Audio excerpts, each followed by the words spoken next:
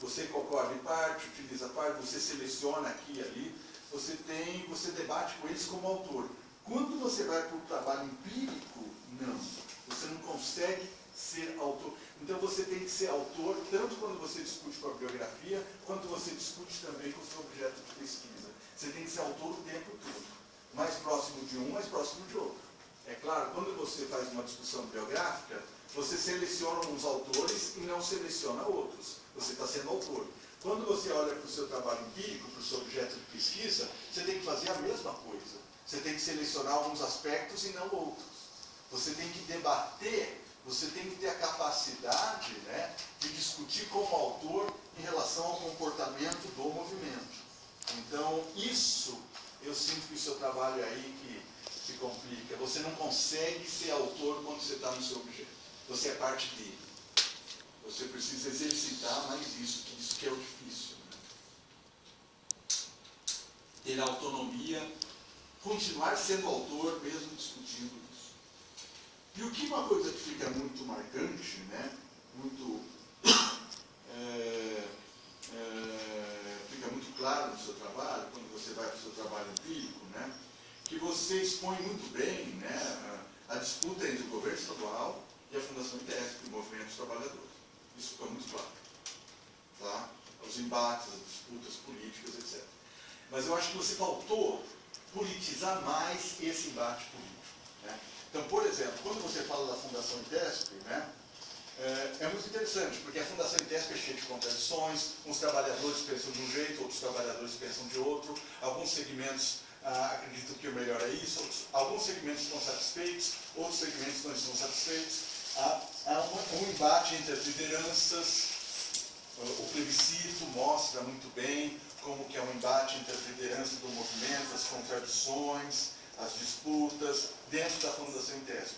Agora, quando você olha para o governo estadual, você não enxerga contradições, você não enxerga embates. Você fala do húngaro, do governador, etc, etc. O governo estadual não tem complexidade para você. Eles são sempre contra o movimento. Então, os secretários, a secretaria, os representantes, eles são contra o movimento, ponto. Ou seja, parece que é um bloco o governo estadual. Então, você cria, é diferente. Quando você olha para a Fundação ITESP, você enxerga disputas, contradições, posições, etc, etc.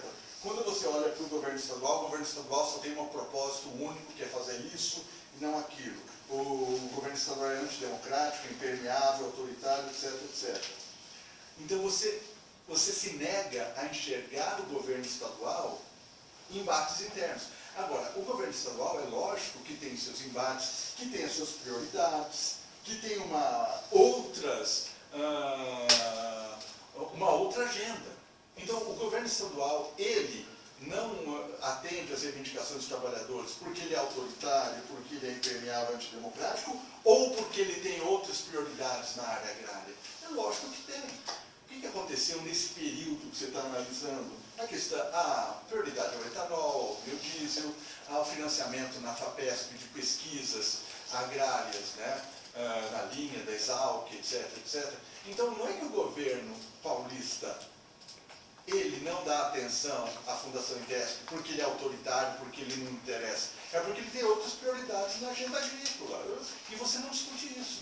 Você discute simplesmente o governo não quer atender os trabalhadores porque ele não quer, porque ele é antidemocrático. Com isso você perde a complexidade desses embates, perde a dimensão dessa contradição. Então, você tem, né, o governo paulista, né, nesses 20 anos, ele estabeleceu uma outra agenda agrária que não é a agenda que o ITESP faz. Isso, se você conseguisse enxergar isso, você conseguiria enxergar outros embates internos, politizar mais essa discussão. Você simplificou. Então, o governo de São Paulo não investe na Fundação ITESP porque ele é antidemocrático. Não, porque ele tem outras prioridades, porque ele tem uma outra agenda. Porque, olha, ele estabeleceu outros vínculos, né? Você, na realidade, esses agentes que você enumera, né, são porta-vozes de outros interesses. Eles não são simplesmente antidemocráticos, impermeáveis, autoritários. você despolitiza a discussão, simplificando dessa maneira. Então, dentro desse embate, dentro dessa contradição, a Fundação ITESP e o governo estadual, você acabou enxergando tem contradições internas, o outro não. Então, isso despolitizou essa sua discussão. Você quer politizar, mas você politiza a discussão numa parte. Você faz uma politização simplória. O governo estadual não atende às reivindicações porque ele é simplesmente autoritário, simplesmente... na realidade, não. Ele tem um projeto político. Qual é esse projeto político não dito? É esse que essa discussão sua faltou discutir o embate entre projetos. E não é simplesmente uma questão de ser autoritário ou ser democrático. A suditania que você fala, né? Ele não atende à cidadania. É mais do que isso, há uma dimensão, há um contexto, esse período, né? Então, uma questão aí metodológica, você está analisando o ITESP num momento histórico, nesse período, você cortou um período. Você tem que falar do período também. A Fundação ITESP de 2000 a 2012. Né? E o que está acontecendo de 2000 a 2012? Você tem esse contexto que faltou, né? Então, essa falta de uma complexidade, né, de enxergar essas contradições. O governo estadual não tem complexidade. Ele é simplesmente um mau patrão. Na realidade, né, qual que é o papel do ITESP na política agrícola que está se construindo? Então, você discutir o seu objeto, né, dentro desse contexto. O seu objeto está buscando sem contexto. Aí quero falar um pouquinho também, eu já estou atravessando aqui, já estou me pulando, sobre o seu levantamento de dados. Agora falando sobre o seu instrumental e analítico, né, do seu levantamento de dados. Na página 29, né, tem uma manifestação que você colocou que eu achei muito interessante. Né? Na página 29, aí em cima lá, enviamos o referido comunicador para 121 trabalhadores selecionados para a amostra. Esses trabalhadores responderam negativamente. Aí teve uma aqui que eu achei sensacional. Otávio, peço desculpas, sinto que teria dificuldade de responder as perguntas, gostaria que entendesse que não é uma vontade. Aí outro. Boa tarde, Otávio. Nossa, desculpe, mas não poder. 85 questões sem chance. Eu vou... Ou seja, ela reclamou, né, que era um número excessivo de questões, sem chance de responder 85 questões. A minha tendência é concordar com essa pessoa. Eu acho que 85 questões, sabe que é necessário você ter 85 questões para responder sobre precarização do trabalho? Eu acho que você acabou levantando informações demais, né? E até que ponto essas 85 questões, elas são importantes necessariamente para o seu trabalho? Por exemplo, você colocar o que? Vestuário, gás, veículos, lazer, dentista. Você faz um monte de questões. Até que ponto você consegue enxergar a precarização do trabalho com essas informações? Então você acaba tendo que lidar com um mar, né, afogando informações, mas eles não acabam respondendo exatamente as questões que você está procurando sobre a precarização do trabalho. De que maneira que elas ajudam a entender a precarização? Por exemplo, a questão das diárias, quando você discute as diárias, os estagiários, etc., aí faz sentido. Né? A questão da insalubridade, tudo isso faz parte, né, de uma discussão sobre precarização do trabalho. Aí tudo bem, mas agora uma série de questões sobre aí, padrão de vida, né? Até algumas questões aqui demográficas, censitárias, que são interessantes, mas até que ponto elas ajudam para entender a questão da precarização. Né? Então esse é um aspecto, né, desse mar de informações que você colocou. E também, quando você vai para esse mar de informações, fica difícil trazer os autores. Né?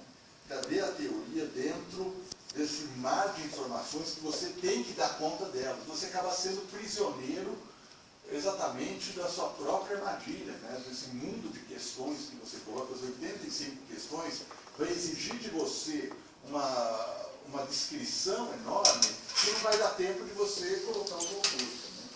Então, no último capítulo, você tem uma descrição exaustiva dos dados. Né? E a minha pergunta é,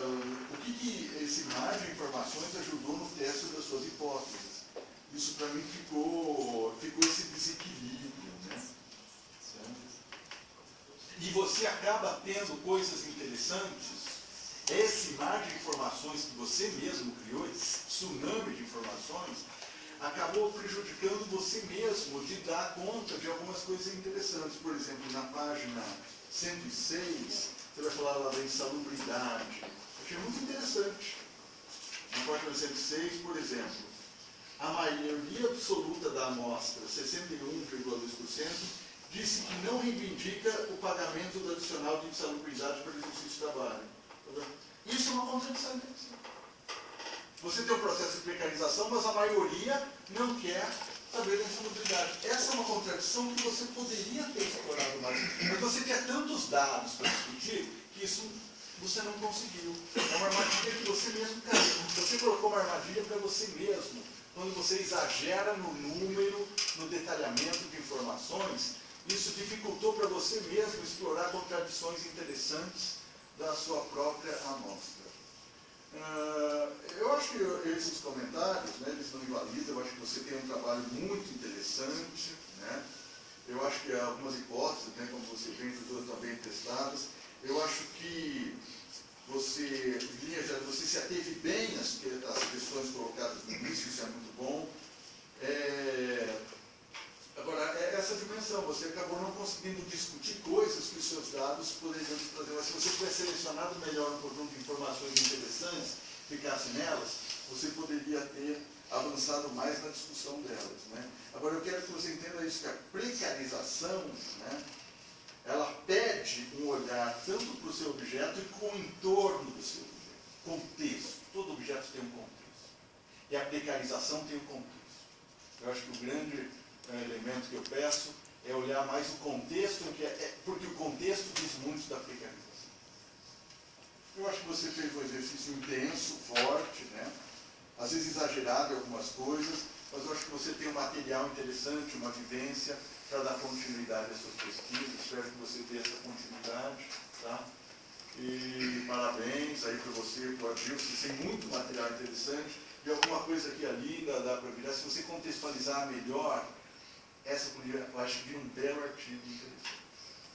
Eu iria por aí, para dar continuidade desse trabalho. Adilson, era isso. Não queria dizer. Eu agradeço a contribuição do professor Carlos, fantástica, bateu em pontos centrais, né? Você quer... Não, sim, eu acho que... se defender, mas assim... Não, imagina, eu acho que a gente pede é isso mesmo, né? O olhar que a gente... Porque quando você faz o trabalho, você não consegue, muitas vezes você se perde dentro do trabalho, no caso desse mar mesmo de informações. Mas eu só queria dizer assim, na verdade, quando eu comecei, a gente começa com um monte de medos, né? Por exemplo, o medo de não ser positivista, e acaba sendo positivista, né, na questão da causalidade, né? A gente, por exemplo, uma das motivações pessoais que me levou a fazer esse trabalho é justamente não, que eu aqui vi depois Boaventura de Souza Santos dizer, né, que é a questão de não desperdiçar as experiências, né? Porque, por exemplo, tudo isso que aconteceu na Fundação Intesc, ela poderia ficar lá nos arquivos, ficar uma questão morta lá, não ser dado visibilidade, não ser dado publicidade para isso. Então, uma das motivações foi exatamente essa, para você recuperar um pouco dessas experiências. Agora, ele realmente teve problemas, por mais que vocês nos advertissem, né, na qualificação, tem coisa que a gente não conseguiu. Por exemplo, essa coisa de você distanciar, eu tentei, né? Você consegue, que a gente tentou fazer isso, mas realmente é uma questão difícil para quem está vivenciando, quem está no meio, né? Por exemplo, essa coisa que você coloca do governo do Estado é muito interessante. Realmente, eu não consegui perceber isso, né? Mais pelo fato de estar muito envolvido nas questões todas sendo trabalhadas, né? Essa questão do contexto é outra coisa que é um outro medo, quer dizer, eu não quis entrar por esse caminho porque já tem uma série de trabalhos, eu citei alguns, né, que já fez isso com a Fundação Terra, que discute a questão de Ater, a Majuda, o trabalho da Maria Judite, que ela faz isso muito bem, eu citei no trabalho, não citei a Tânia Andrade, que foi uma diretora que fez um trabalho também focado na questão lá do Pontal do Paranapanema, mas assim, eu fiquei com um pouco de receio de ir por onde pelo caminho já trilhado. E aí caiu um outro extremo que talvez não devesse cair, que é a questão de ficar só internamente, né, olhando, não ver.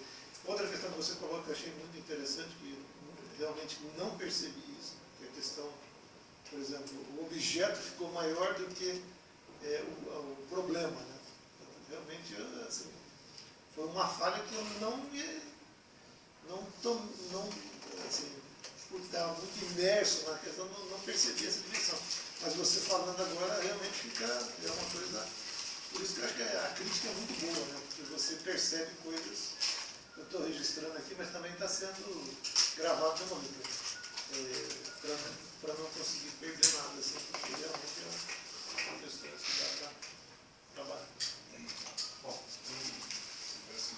vamos passar então as considerações do professor Rogério, o professor Gilberto por último, como coordenador do programa, ele vai querer falar de tudo. Ele não precisa falar de tudo, ele fala daquilo que sobrou aí na história.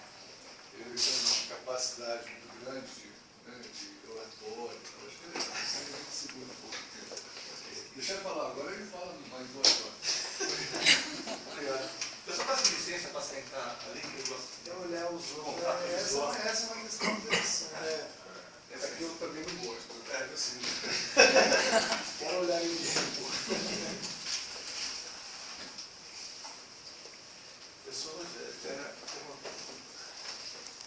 Bom, eu agradeço novamente o convite para participar da banca, ao orientador, o professor Adilson, a você, Otávio, a presença dos demais membros da banca, o professor Taz, o professor Carlos. E o que eu tenho a dizer eu vou usar um termo que foi usado para a minha defesa de mestrado também. Eu tenho a dizer algumas curiosidades sobre isso, coisas que me despertaram a atenção, no sentido de que eu agradeço o convite, porque eu pude aprender muito sobre o tema em questão. Né? A administração me faz um exercício de pensamento, e eu acho isso o mais interessante do trabalho, poder fazer esse exercício do pensamento.